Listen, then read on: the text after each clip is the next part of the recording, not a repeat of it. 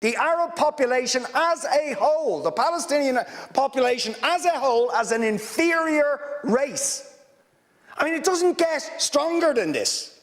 And yet you want to be careful about your language.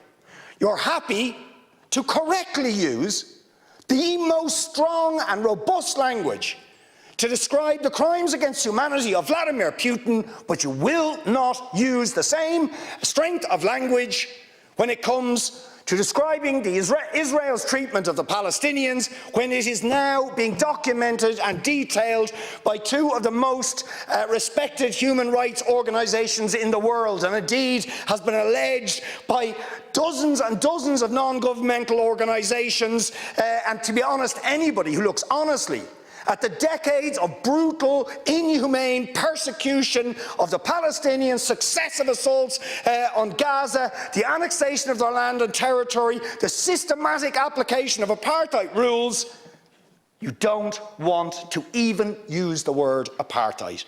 Never mind sanctions.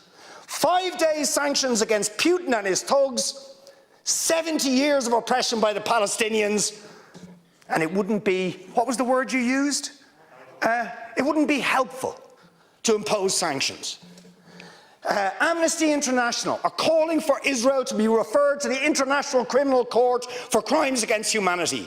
Will you support it? They are calling for targeted sanctions against Israeli officials who are perpetuating the system of apartheid, just exactly the same types of sanctions you've just initiated against Vladimir Putin. Will you support it? And I think the answer is clearly you're not going to. And then we ask the question, why? Why? With such strength of feeling, Fine Gael and Fianna Fáil and Green TD stood up one after the other, saying it was intolerable, the thuggery and the warmongering and the brutality of Putin. You wouldn't stand for it. Urgent action had to be taken. But we've got to be much more careful with the Palestinians.